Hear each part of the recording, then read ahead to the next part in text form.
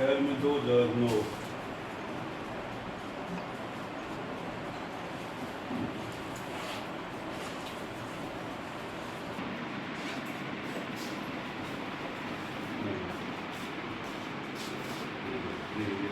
खैर में 2021 में हमारे पास डिलीवरी आई पाँच है।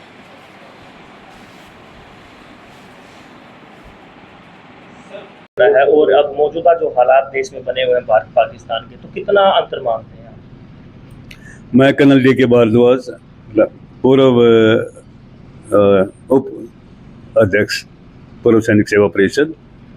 अंतर बहुत है, आप जो कह रहे हैं 24-25 साल हो गए कारगिल को, इस जो अभी चल रहा है ऑपरेशन सिंदूर, टेक्नोलॉजी में बहुत फ़र्क है और जवानों में भी फ़र्क है। तो इतना टेक्नोलॉजी एडवांस हो गया, अभी का जो युद्ध है वो टेक्नोलॉजी लड़ेगी, मैन पावर कम लड़ेगी।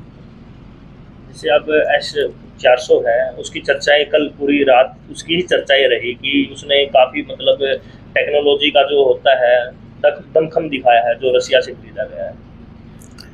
जैसे आयरन ड्रोन है इजराइल का अमेरिकन सिस्टम है, ऐसे हमारा S-400 हमने रशिया से लिया है।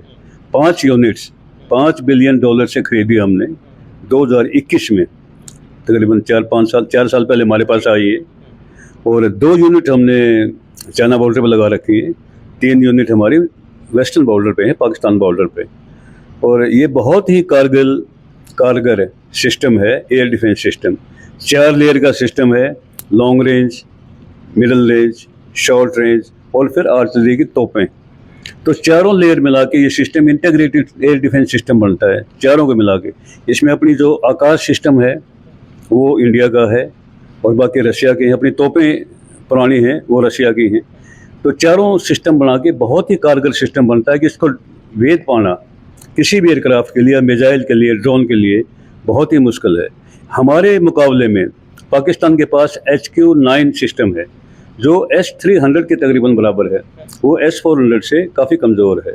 इसलिए आपने देखा होगा कि लाहौर में हमने उनका HQ-9 सिस्टम चाइना वाला ख़त्म कर दिया है।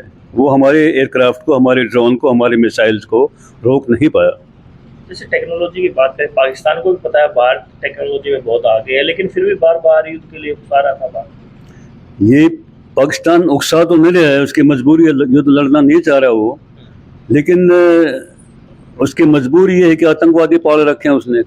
उन आतंकवादियों को जो ISI है उनका, इंटर सर्विस इंटेलिजेंस, वो उनको पाल रहा है, वही उनके आका हैं। उनका एक हैंडलर होता है, कैप्टन या मेजर, एक पूरे ग्रुप का, वो उनको ऑपरेट करता है अंदर जाके। अभी उनको जिंदा रखना है, क्योंकि स्लीपर सेल हैं अपने यहाँ, स्लीपर सेल बोलते हैं, जो अपने लोग हैं वो वैसे तो काम करते रहते हैं, जैसे आप पत्रकारिता कर रहे हो, मैं कुछ और कर रहा हूँ, लेकिन उनको बोला जाता है हर महीने आपको तनख्वाह मिलेगी, जैसे मान लो 10,000 रुपये, और जब हम बोलेंगे तब हमारे काम आओगे। वो स्लीपर सेल हैं। तो स्लीपर सेल हैं अपने इंडिया में, उनके पाकिस्तान के, उन स्लीपर सेल को जागृत कर देते हैं, उनके बंदे और हथियार भेज देते हैं और उनसे वारदात करवा देते हैं। काफ़ी सोशल मीडिया पे कल चर्चाएं है कि युद्ध नहीं होना चाहिए। जो एक युद्ध है, दोनों देशों के लिए नुकसान है, चाहे अपने देश का सैनिक हो चाहे पाकिस्तान का सैनिक हो, कहीं ना कहीं उनका भी परिवार है। काफ़ी लोग ऐसे भी पोस्ट डाल रहे हैं। आप एक सैनिक हैं, एक सैनिक युद्ध चाहता है? युद्ध नुकसानदायक है सभी के लिए, दोनों पक्षों के लिए। कोई युद्ध नहीं चाहता, ये एक मजबूरी है, ये मजबूरी हम पे थोपी गई है। हमारे 26 निर्दोष बंदे शहीद कर दिए गए हैं पाकिस्तानी आतंकियों से द्वारा। अब उसके हम चुप रहे, कैसे चुप रहेंगे? उसका तो हमें बदला लेना पड़ेगा, और बदला हमने कैलिब्रेटेड बदला लिया है। हमने किसी सिविलियन को नुकसान नहीं पहुंचाया पाकिस्तान में, हमने खाली आतंकवादी ठिकानों पे हमले किए हैं जहाँ पे हमें शक था।